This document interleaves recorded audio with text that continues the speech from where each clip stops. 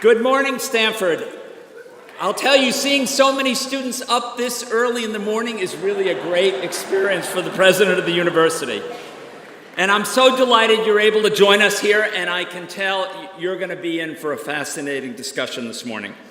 If you think about our university and what makes it unique, it is that bold entrepreneurial spirit, that pioneering spirit that Jane and Leland brought to us when they marched across the country to come to the West Coast and help found this university.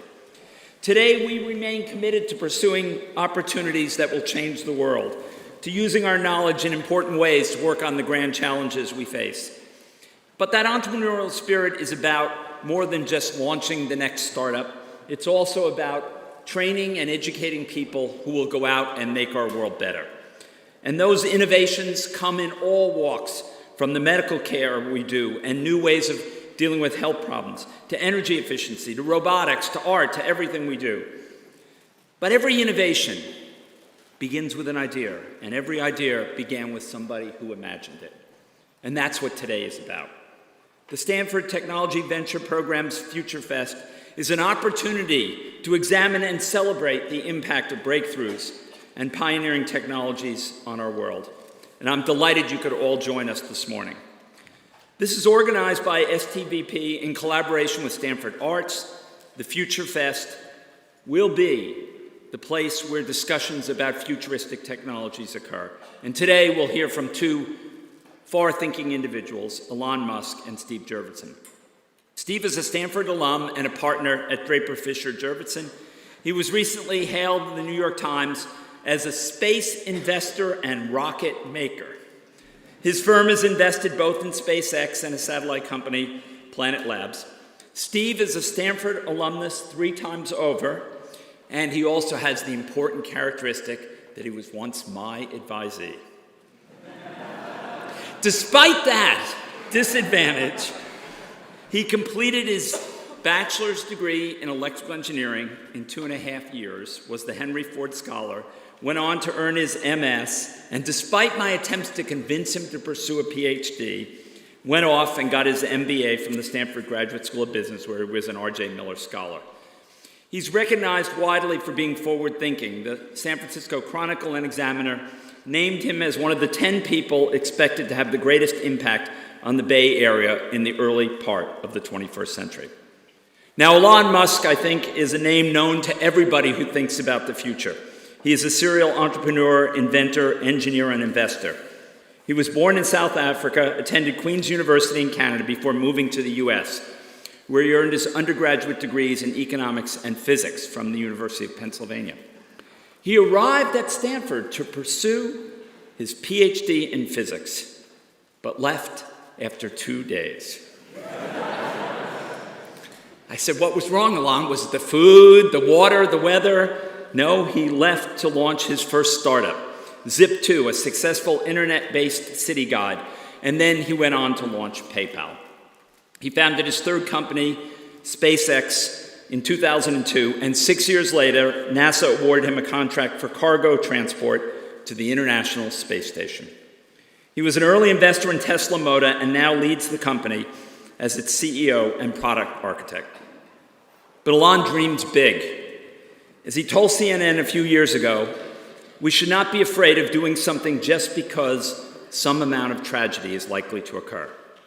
If our forefathers had taken that approach, the United States wouldn't exist. Amen to that.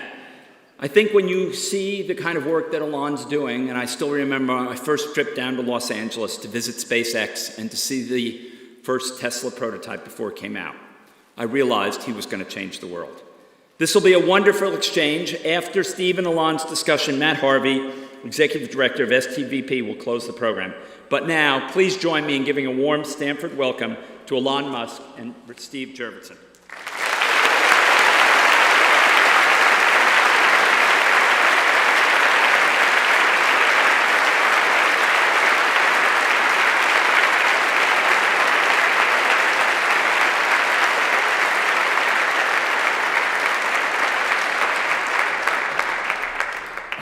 Thank you, President Hennessy, and this is a daunting venue. I feel like we should sing or something. Dance, perhaps?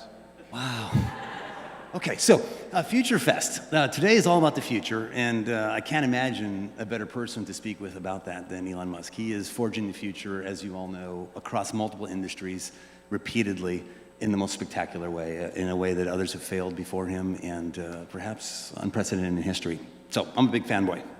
Future Fest originally, I think, bounced around, and why this month, because this is a special month for Future Fest, is that for those of you old enough, and it looks like maybe 5 or 6 of you in the audience to have been around when Back to the Future, the movie, came out, they had this vision of the future in the second edition of that series where they fast-forwarded in a time warp to the future, and it was October 2015. And they had flying cars and hoverboards and biometrics and video calls and what looked like Google Glass a lot of the times and a lot of other stuff that was completely cockamamie. But some of those dreams were true, some were not. And as a framework for Future Fest, we can think to the past and our dreams that did or didn't come true. I think that's where we'll start, and then move to the future. We're sitting here today. What do we think the future may bode? So turn to Elon maybe as a starting point. As you think back to your high school days 30 years ago when we were both there and dreaming of that future, what about today is or isn't in accordance with what you thought back then? I mean, where have your dreams of the future, the bold visions, met or not met reality today? Well, I think the most remarkable thing that we do have today is the internet and access to all the world's information from anywhere. So that's having a supercomputer in your pocket is, I think, something people wouldn't have predicted, in Back to the Future. Yeah. So that's the biggest thing.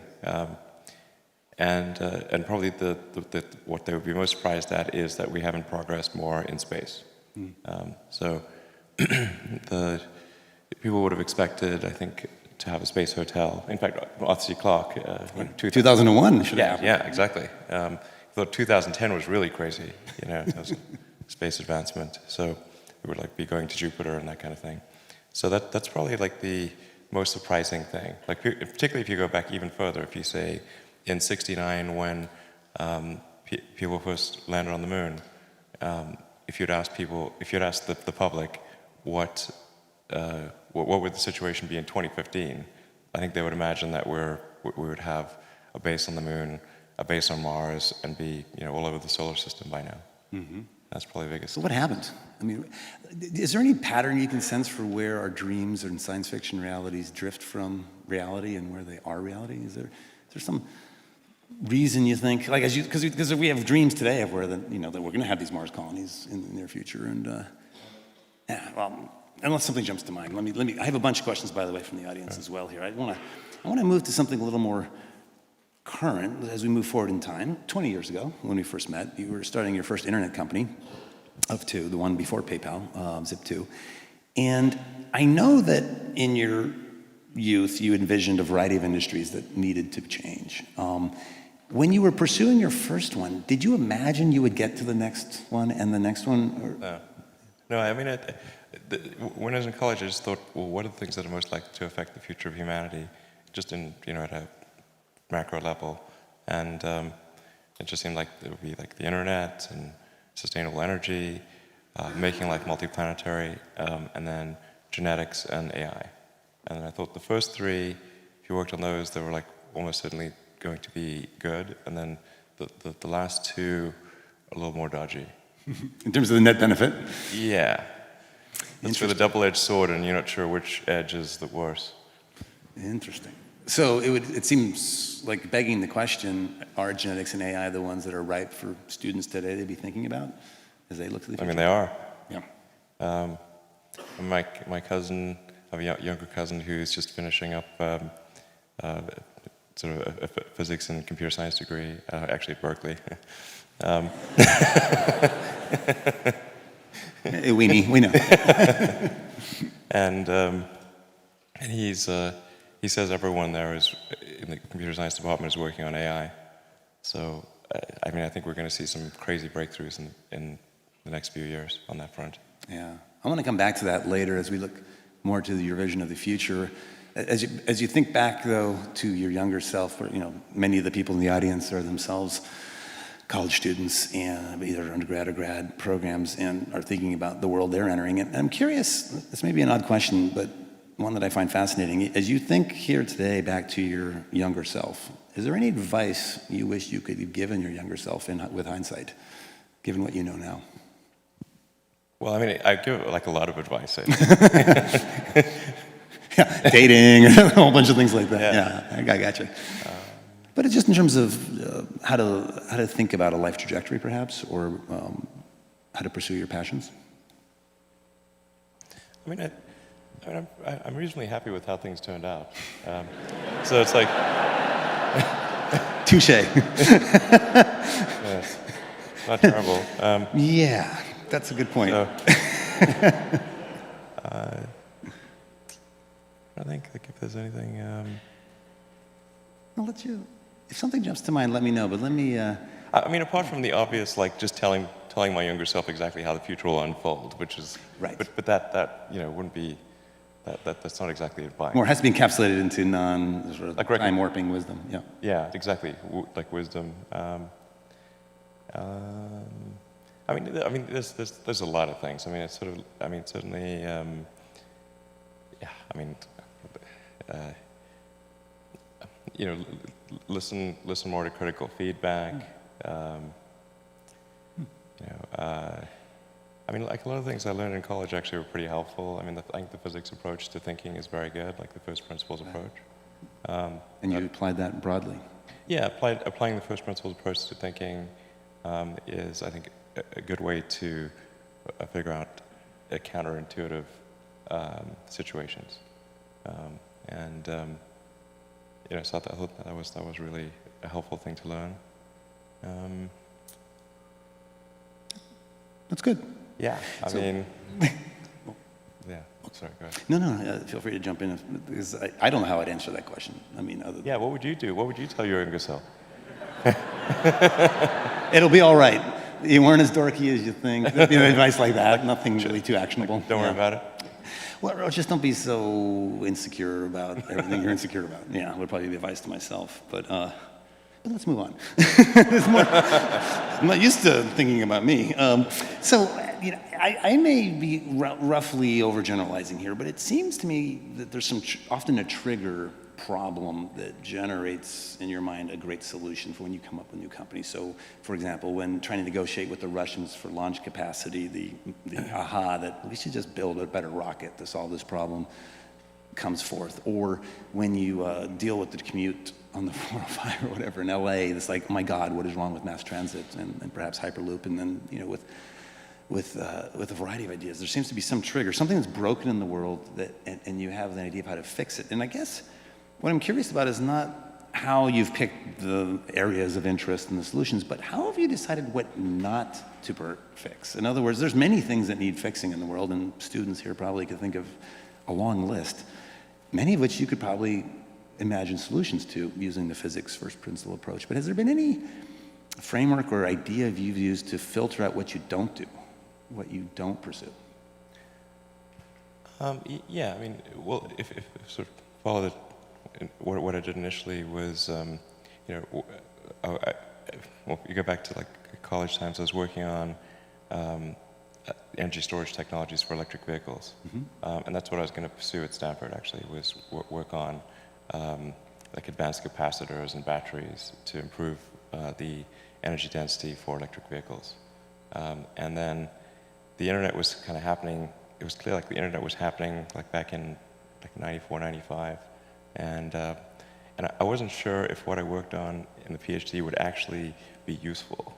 So I was really concerned that if I... Why? Timing, or what was your intuition? Meaning I think or it could be academically useful, but not practically useful. I think it could result in a PhD and adding some leaf to the tree of knowledge, but then discovering that, well, it's not really gonna matter. Like that's, is it going to be a good enough thing to actually be used in an electric vehicle? I wasn't sure. I mean, so it was like, I was uncertain as to whether success was one of the possible outcomes.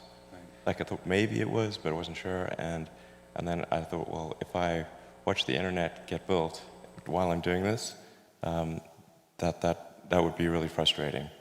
So there's a sense of that eminent timing, that like that was the time for the internet, and maybe the other stuff could wait or be on the back burner of your mind. Was it always there as like one day I'll get back to that, or was it just like... Yeah, I thought probably I'd get back to it, and did end up doing that.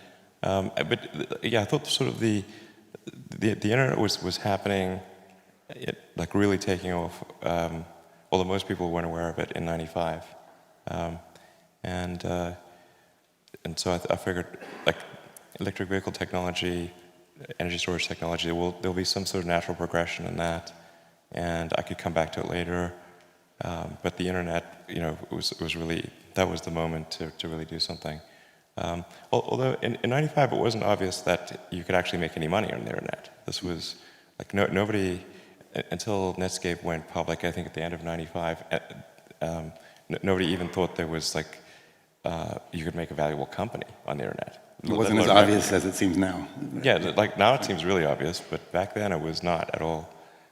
So it was really from the perspective of, it wasn't like, oh, I want to make a bunch of money. It was actually from, it's like, oh, I want to just be a part of building this thing that I thought was like a nervous system. It was like, previously people had communicated effectively by osmosis. And, you'd have to like basically physically, connect with somebody to really communicate. You're like a letter. Like you'd send letters like that on paper. And with the internet, anyone who had a connection anywhere in the world would have access to all the world's information, just like sort of a nervous system so humanity was effectively becoming a superorganism, and qualitatively different than what it had been before. And so I wanted to be part of that. And but initially the goal was just to make enough money to pay the rent. It wasn't, to do anything beyond that. Interesting. And then, as many know, that much of that capital then got plowed back into your next businesses. Right, exactly. Exactly. So then and then the internet is also helpful because it's anything to do with software is a low capital endeavor. So I didn't have any money. I just had a bunch of student debt, and but software you can just write like by yourself, and you don't need a lot of atoms. Like you don't need a lot of tooling and equipment, and so it's not capital intensive. So the ability to start a company, if it's software related, and it's the first company, is much, much easier. Right. And it seems obvious now, but of course, the easier place to start, and then as you gain more of a personal reputation and have more personal capital, as some may or may not know, SpaceX was entirely funded by Elon for its first period, partially from, and in an era when others probably wouldn't have funded it, right, in those earliest days. Well, and actually, I mean, the precursor to SpaceX was not, the idea wasn't really to create a company. It was to try to figure out why we hadn't sent people to Mars. So we went from SIP2 to PayPal, and then going from PayPal to sort of the next thing, I was sort of thinking, well, is there some way to reignite the dream of Apollo? And I thought, well, it was maybe a question of, like, we'd lost the will to explore it.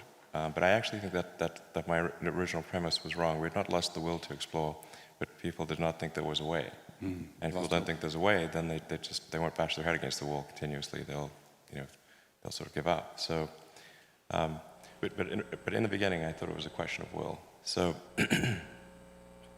if we can send a small greenhouse to the surface of Mars, and you have seeds and nutrient gel, and you hydrate it upon landing, and then you'd have this little greenhouse on the surface of Mars, and people tend to respond to precedents and superlatives, and this would be the first life on Mars as far as we knew, furthest that life's ever traveled.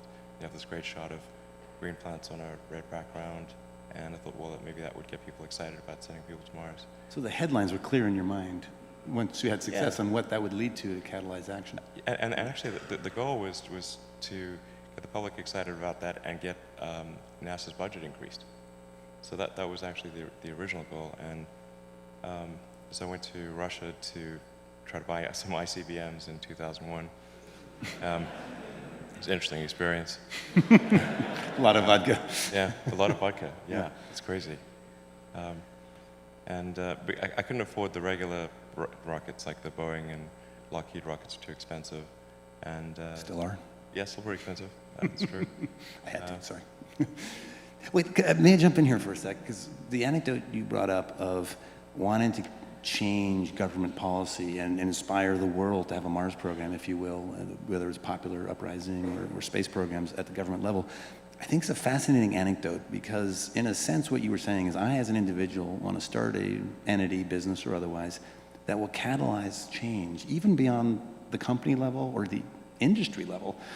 And I see a parallel in other initiatives you've taken on, in that if you look at the goal of Tesla under your leadership, it is to usher the transition to all vehicles being electric, not just the cars that currently are produced by Tesla.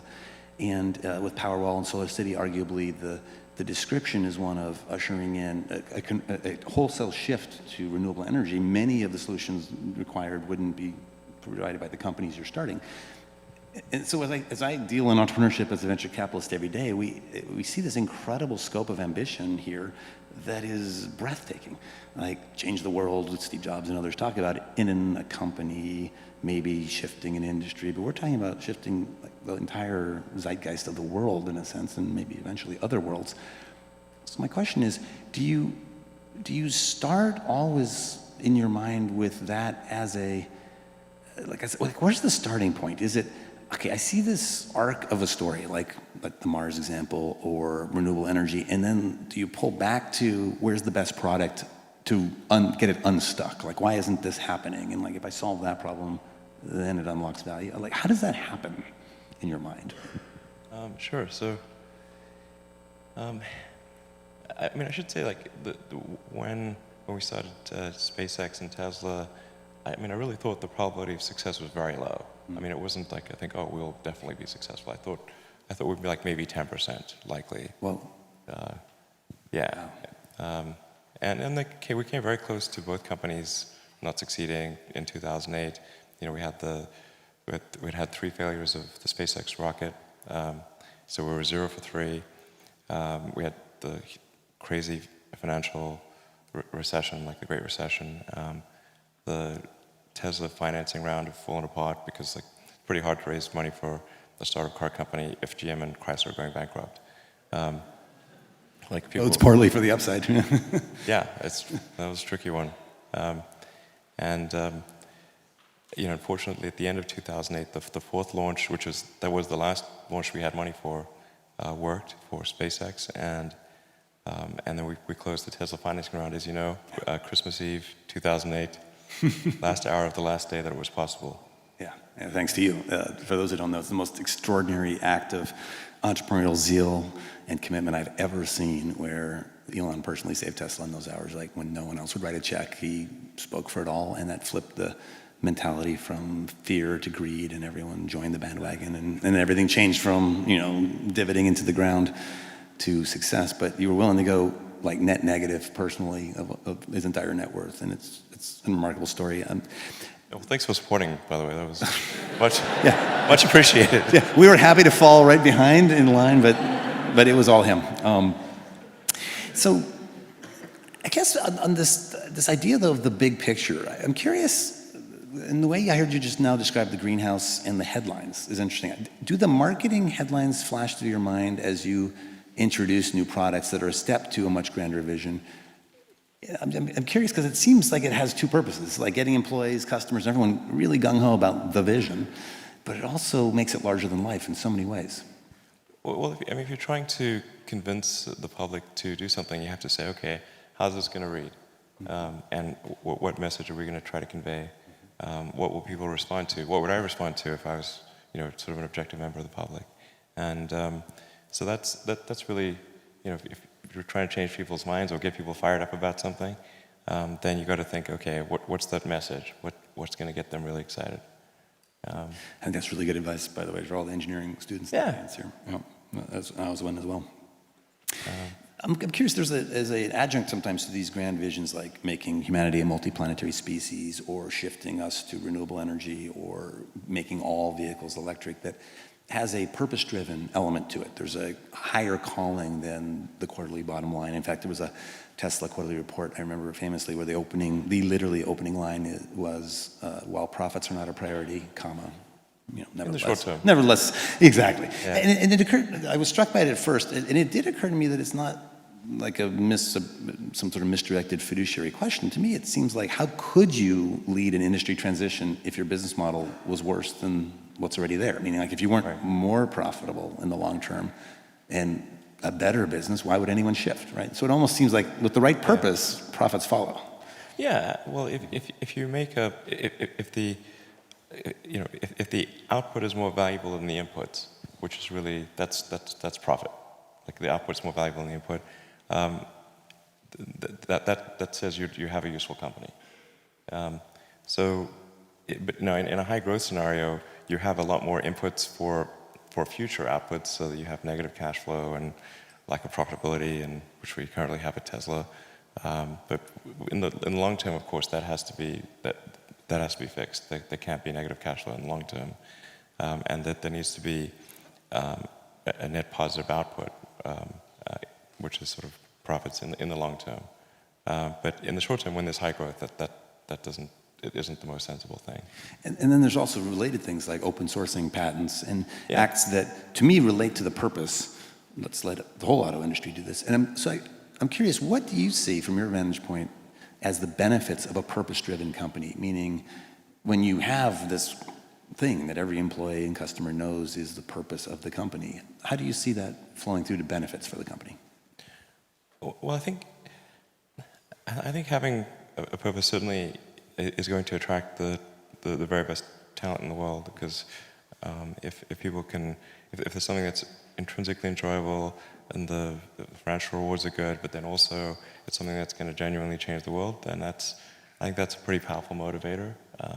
But I don't think like everything needs to change the world, you know? I mean, honestly, like there's lots of like useful things that people do, and I mean, I think really it should be like a usefulness optimization. Like just say like, is what I'm doing as useful as it could be? You're talking about the goal of an organization or a goal in general, yeah. And you know, just even if something isn't changing the world, if it's making people's lives better, I think that's great. And you know, even if something's like making only people's lives only slightly better, but it's a large number of people, then kind of like the area under the curve is quite good. So is that mathematical first principles of point utility and number? Exactly. The integral. Yeah. Okay. Like I mean, sort of like one could say like is like some app really making people's lives better? But if it's affecting a lot of people, even in a small way, then yeah, the sort of area is good. Interesting. So let's shift gears a little bit, since it is Future Fest. Looking to the future, right? We started 30 years in the past, but the future keeps accelerating. So let's maybe look 20 years in the future for an equivalent leap. Arguably 5 years in the future might be equivalent to the past 30, but let's say 20. So the year 2035, what does the future look like, as far as you can tell? What would you... 20 years. Yeah, 2035. Okay. Yeah, 20 years. It's always really tricky to predict the future. I mean, some of it's pretty obvious, like computing power is going to be just crazy. And the big change is the cost of computing power. Not so much the sort of circuit density, sort of the Moore's law thing. But if you look at, say, what is the actual dollars per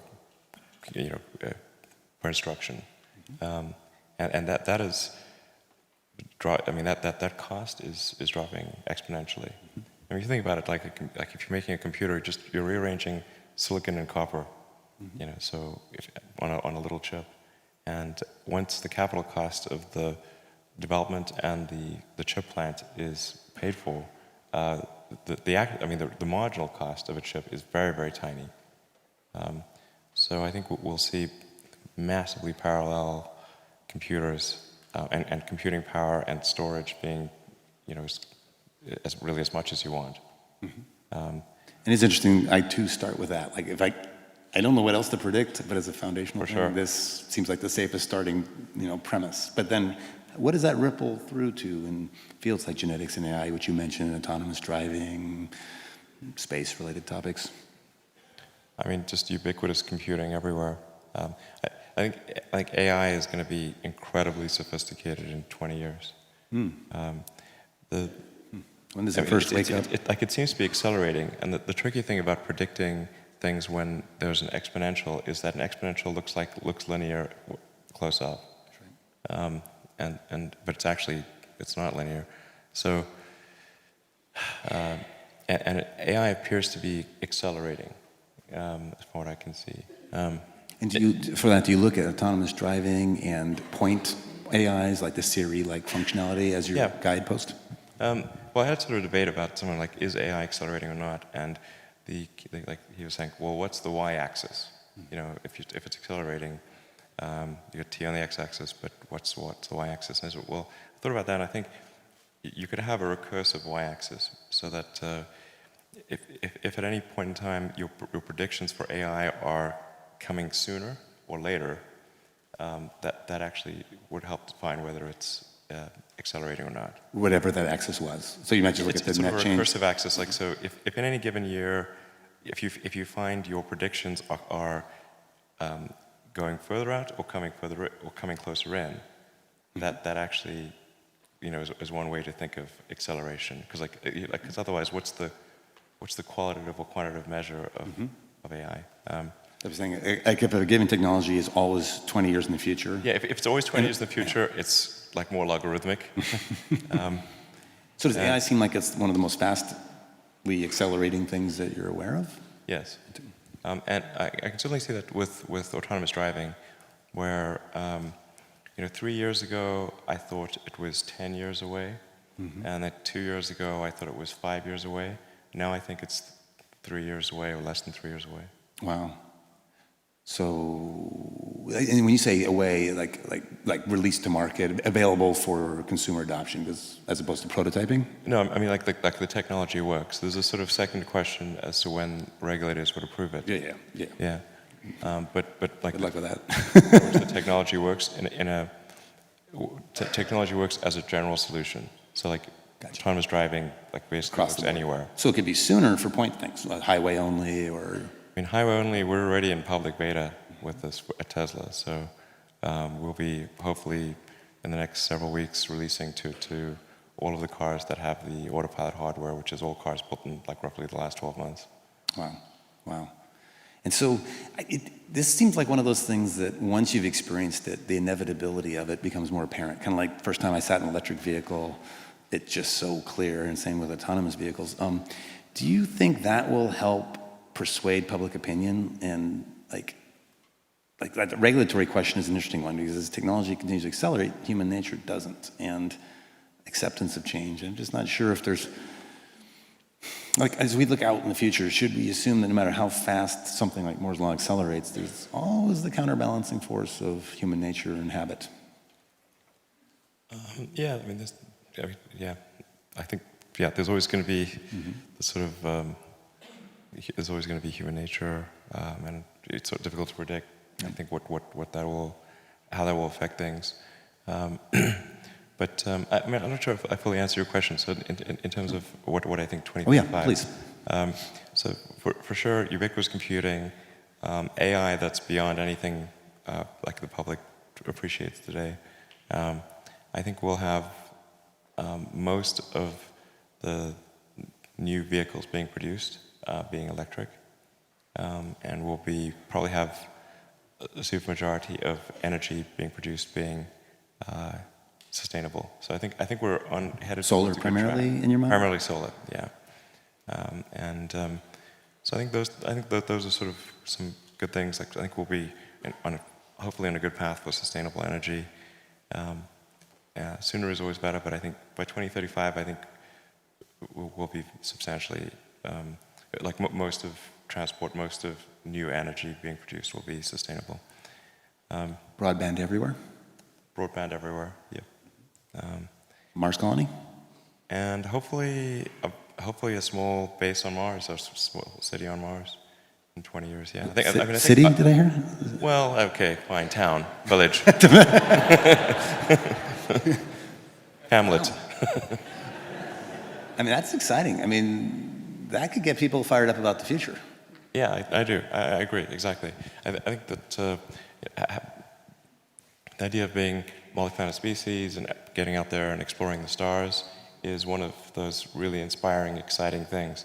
I mean, just as Apollo was incredibly inspiring to everyone around the world. And even those, I mean, only a very tiny number of people went there, but I mean, vicariously, we all went there.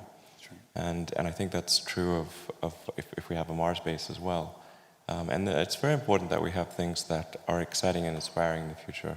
Because otherwise, why get up in the morning? You know, if it's just about one sort of sad problem after another, it's like life's not worth living. Are there any other things that excite you a lot about the future beyond the multi-planetary species, perhaps AI, although it may scare you, as well as excite you, the autonomous vehicles? Are there any other planks that you think, looking forward 20 years, would be like, this is what I really get excited about? Well, I mean, so for sure, Mars and sustainable transport and like those items, I think are really, and sustainable energy. Those are, I think, really cool things. I mean, in terms of getting excited about it, I mean, it's like, I think we'll probably start seeing like more like truly cyborg activity, like human brain like brain-computer interfaces. Okay. Like there's alongside the AIs that are purely synthetic? Yeah, I think so. It's the only way we can relate, I think, you know, and have a conversation. Yeah. I mean, there are amazing things happening these days. Like they've been able to figure out how to do an artificial hippocampus in rats and monkeys, and now they're looking at doing that to solve severe epilepsy. About half of severe epilepsy cases originate in the hippocampus, and by having sort of an artificially augmented hippocampus, they can actually solve, I believe, the severe epilepsy cases. Wow, that's amazing. So it's like, I'm like, wow. And you can read and write information back to the chip from your brain at the individual neuron level, like today. Pretty exciting. Yeah, the whole field of biology and things inspired by biology and the information systems biology fascinate me personally as a computer science oriented person. Before I go to the student questions, which I'm about to do, there was one last story I wanted to share that we experienced together and ask your thoughts about it. We were in Hawthorne, Texas, when the grasshopper vehicle happened. I mean, a spectacular explosion right in front of us, and right, exactly. I mean, like I brought the SpaceX board out to take a look at one of the vertical takeoff and landing tests, and of course, that's the one that blows up. And we're all in a tent, you know, like, with a glass of water. I'm like, whoa. Whoa. I mean, you feel the repercussions, and then walking through the steaming. Yeah, call that a RUD. It's a rapid unscheduled disassembly. That's right, a RUD. Yes, rapid unscheduled assembly. Anyone in rocketry, like a hobbyist or professionally, knows what that one is. Every component part is just strewn across. And as we walked, one of the other board members asked, and maybe in a cheering up kind of method, with some quoting Bill Gates or somebody that said, you know, if you haven't failed, then you're not learning, or it's a paraphrase of the quote. And I remember your reply, and I have it written as a quote because I want to put it on a placard. Given the options, I prefer to learn from success, which I think is a great comeback. And so I guess I was curious in general, what do you think of the Silicon Valley mantra, fail fast, fail often, or as Esther Dyson says, always make new mistakes, as if failure is the crucible of learning? I'm curious if you had any further thoughts on that, and that maybe off-the-cuff comment you made out there. Well, I mean, there are many that sort of, I mean, I think there's like some entropic basis for this. Like, there are many more ways to fail than to succeed. So you have to explore, I mean, particularly like for a rocket, there's like 1,000 ways to think and fail, and like one way it can work. So you could have a lot of rocket failures to explore all the ways in which it could fail. But I do think that one great thing about Silicon Valley is that failure is not a big stigma. So it's like if you try hard and it doesn't work out, that's okay. Like you can learn from that and do another company, and it's not a big deal. And I think that's really one of the great things about Silicon Valley. Interesting. Do you also, I'm curious if either it seems to me that on the system design side, you can accommodate a likely failure of subcomponents, and so much of the elegance of, let's say, a Falcon 9 or a Falcon 9 Heavy as an ultimate incarnation of this vision of how the rocket should be built, to say, hey, parts will fail, but here's how the system can succeed. And I'm curious if there's any other thoughts along that, how to accommodate anticipated failure, and then also maybe like in managerially, is there ways that you motivate the team either in advance of failure to coach them on, hey, this is going to happen, or in the aftermath of failure to get them fired up to solve it and move forward when it might be dark times? And Like, for example, notions like failure to launch, exploding on the pad, there's all these, it's a very visual, it's public spectacle when you have a setback in the rocket industry. And I'm curious how you manage around failure. I think it's like quite painful and difficult, honestly, and it feels terrible. The company is sort of looking to, me to, rally them, and so I do. But I honestly feel super bad. It's like a punch in the gut. Yeah. Yeah. I remember it's almost like like the stages of grief. I remember in Texas, it's kind of like sort of denial, and then it sort of hits us at dinner. It's like, oh my God, what just happened? Yeah. It's particularly with rockets. It's just a really like rockets. Space is hard, and rockets tend to fail, unfortunately. Even when you've got like a lot of really smart people working super hard to minimize the probability of failure, it's still there, and it's quite significant. And people have asked me like, well, why are rockets, especially hard? And part of it is like everything has to work the first time. Like there's no, you can't do a recall, you can't patch it. It's like 9 minutes to orbit or it's over. And then you can never test the rocket completely in the environment that it's actually going to experience. So you can't fully recreate something that's moving super fast in a vacuum on the surface of Earth. Like you can only really recreate that in space. So is that a limit of the simulation tools? Pardon me? Is that a limit of the simulation tools today, or is that a fundamental? Yeah, absolutely. If there's any error between the simulation and reality, and there's always some amount of error, then that can result in a failure. Yep.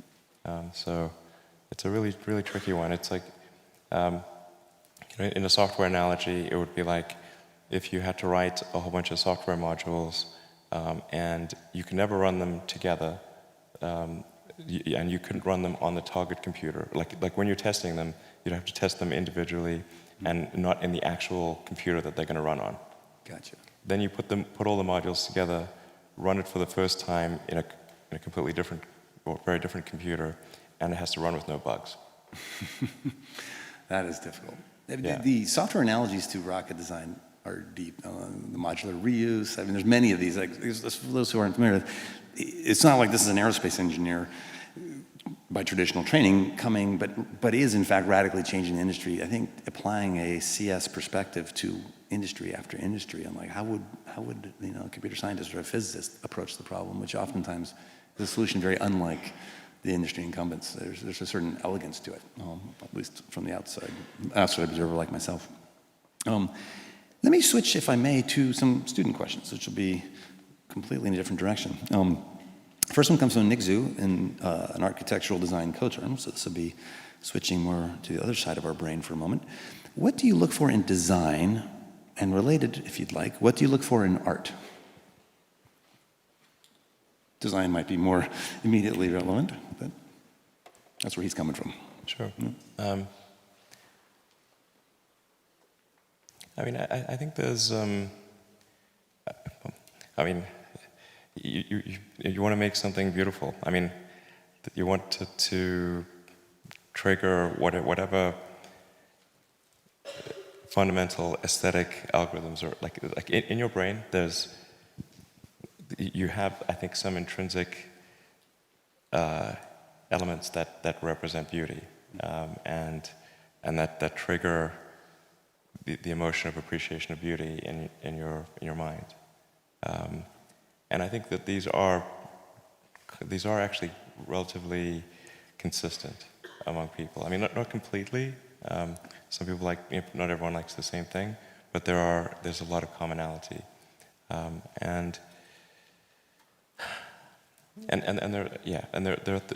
I think it is important to combine aesthetic design with functionality. Like the thing that's like, if you say like what was really hard about, say, the Model S or the Model X, was to combine aesthetics and utility. So to balance the two. You can make a car look very good by giving it sort of certain proportions. like making it sort of low and slim, but if you do that, the utility is significantly affected. So the big challenge with the Model S was trying to figure out how do we get 5 adults plus 2 kids, because we want to have sort of 7-seater. It seems like the Dragon and every Tesla has room for 7. 7. With 5 children, I can see Yeah. that might be an important design parameter. I definitely don't think we should take the whole family on the spacecraft. But that, like, the big challenge with the S was having a car that had a high utility and looked good, and the same with the X. So to make a sports car look good is relatively easy, but to make a sedan look good or an SUV look good is quite difficult. And I think another principle is you want to have it feel bigger on the inside than it looks on the outside. And that's also a really hard thing to do.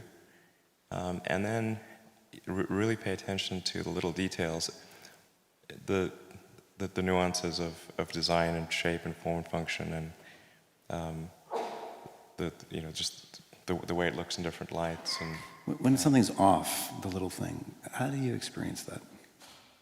it drives me bananas. Yeah. I mean, the problem is, like, if you can train yourself to pay attention to the tiny details. I think almost anyone can. Although this is a very much a double-edged sword, because then you see all the little details, and then little things drive you crazy. But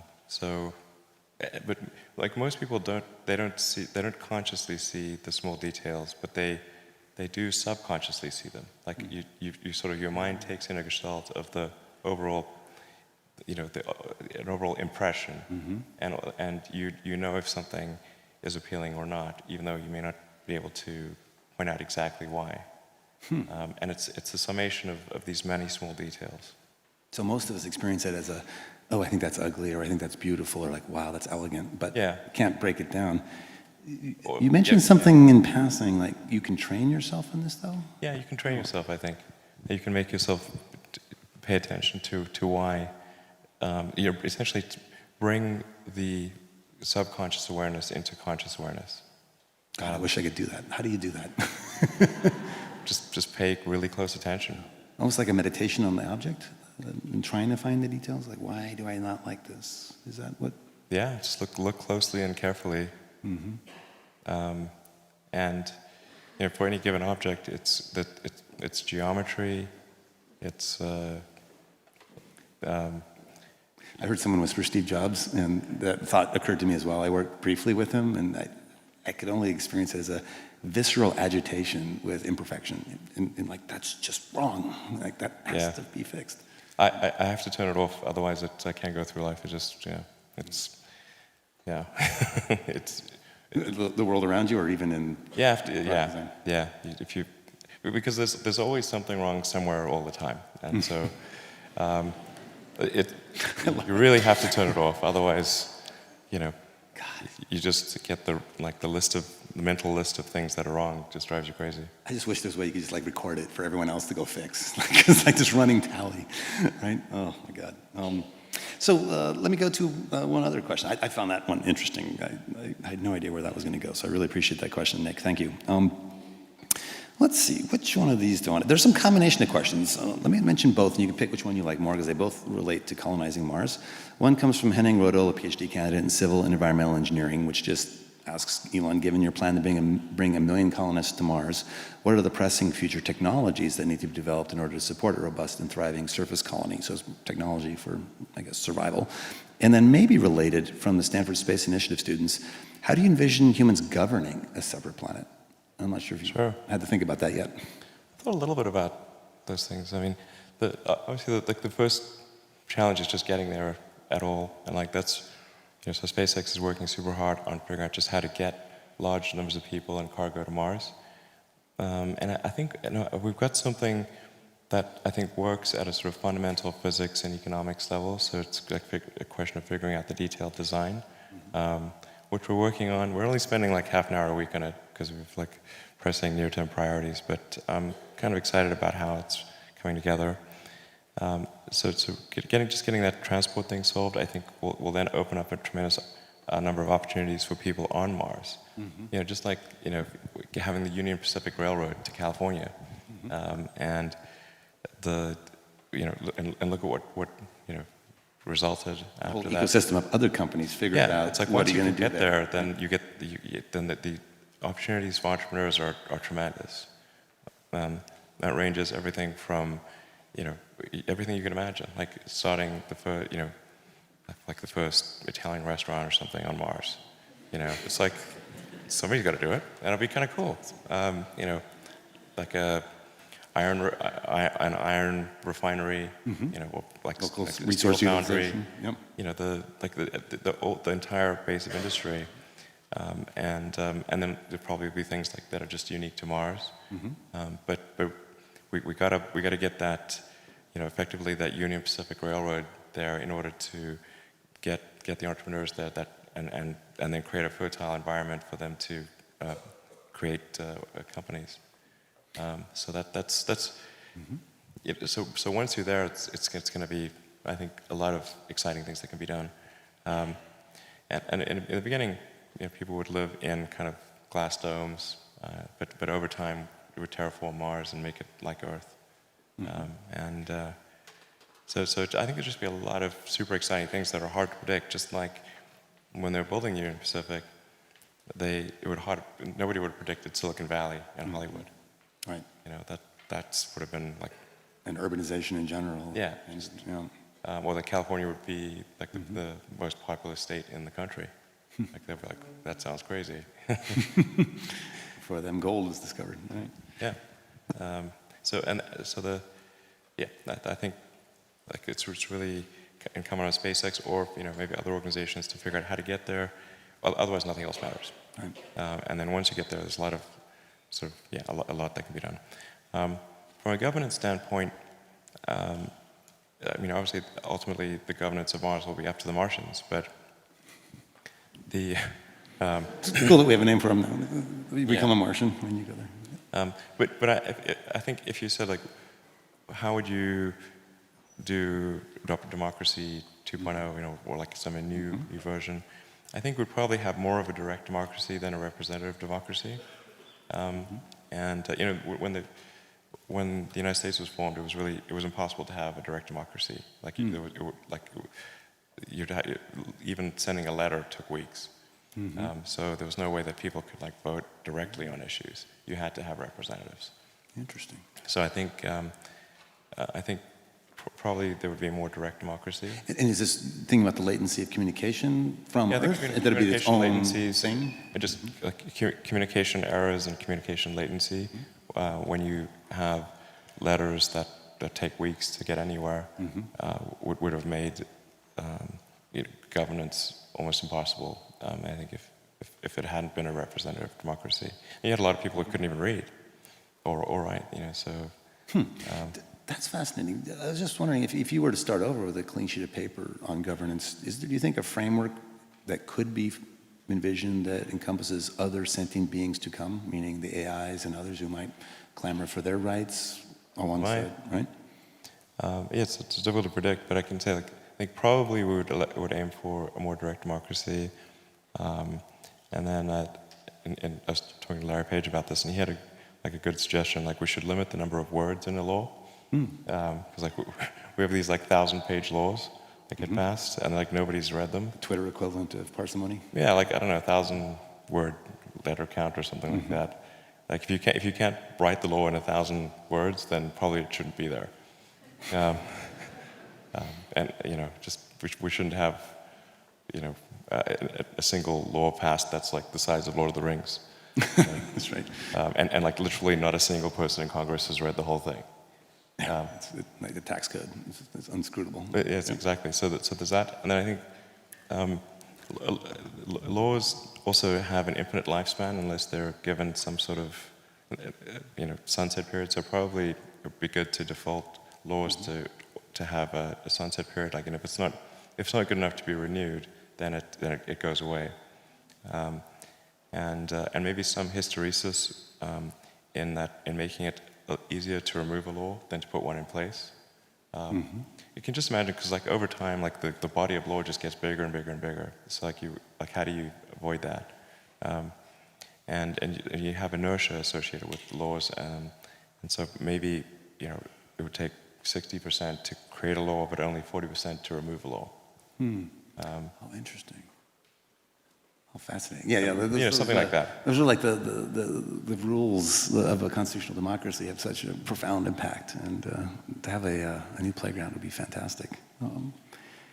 There's something embedded in what you said a moment ago that I want to highlight on a transition to perhaps a closing question. I heard in passing, I think about some of these things about a half hour a week, if I heard you right, and this is, I think, a profound thing to dwell on, is that he's changing the world in so many areas, and many entrepreneurs I see get, and myself included, enamored with all of the possibilities of a future Mars base, of the terraforming, of every aspect of it that might need to come into being. And I find myself often distracted by those future questions that are a little less relevant today. And what you just heard was, we gotta solve the railway first. Like, let me put 90%, 95% of my effort into that, and not get distracted by all the other interesting questions that need to come later. And I remember a few years ago, maybe 3 or 4 years ago, trying to get you to brainstorm with Craig Venter about, doing a sample return from Mars and sending a genetic sequencer there to help understand life there that might exist, et cetera. And I remember profoundly the response was, that is a really interesting topic, but I got to get these rockets to work first before that's going to be relevant to me, and let me hunker down on what's important here. And that ability to prioritize it on the stepping stones to a huge vision. It's this interesting dichotomy, like not just pure visionary, scattered across many things alone. It's clear sense of where we're heading, chaining back to the present, and making sure we're taking the right steps to not fumble the future, if you will. I wish we could all do that in the way we try to implement change.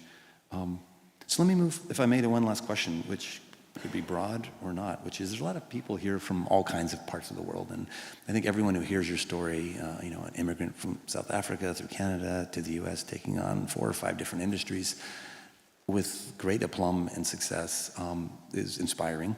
But it's not just that you've had business success or technology success, it's that you really are changing the world for the better in these areas. And so I guess maybe as a closing question, again, looking from the present to the future, what do you see as the biggest pressing problems that need to be addressed? This may, in fact, require you to pull that filter off for a moment on the things of the world that are broken. And if everyone here in the audience could be a change agent themselves in their area of passion, what would you hope to catalyze today? If you could say, guys, go solve this big, hairy problem and figure out why it's broken. Honestly, I don't think everyone needs to go, try to solve like some big world-changing problem. I think that, like, I really think like we should just think like, are we doing something that's useful to the world? Like, if you're doing something useful, that's great. Imagine it's like Animal Farm. I really think some things are more useful. Sure. Sure, but maybe one of your personal pet peeves. I just think that like sort of a usefulness optimization is like, that's like a really good thing. If you've done something that's useful to your fellow human beings, you've done a really good thing, and people should feel proud of doing that. It doesn't always have to be something that's going to change the world. I mean, sometimes the world should just keep going in a particular direction. Help the world. It might be going in the right direction, and I mean, in a lot of ways, the world is, and we are in great shape. In that, if you look at, say, violent crimes, per capita in the world, it's at an all-time low. We're actually quite prosperous, and compared to history, I think there's a lot of things to feel good about in terms of how the world is today. Access to information is incredible. I mean, anyone with like a $100 device has access to basically all the world's information, which is an incredible thing. So I honestly, I just think like the best thing for people to try to do is say like, hey, what is something that I can do that would really be useful to the world, and just do that, and it's great.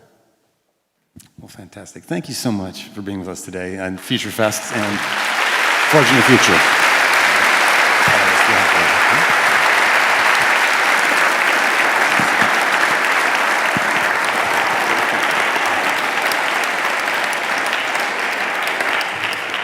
So just very quickly, on behalf of all the faculty and staff affiliated with STVP, we'd like to thank President Hennessy, the School of Engineering, and our home Department of Management, Science, and Engineering, Matthew Tews, Stanford Arts, and the amazing staff here at Bing that was so helpful to us this morning. DFJ, obviously, for your incredible sponsorship of FutureFest and also for your continued long-term support of STVP and our hope to create entrepreneurship education opportunities for Stanford students. And of course, we offer our most sincere thanks. Please help me in thanking again Elon Musk and Steve Jurvetson.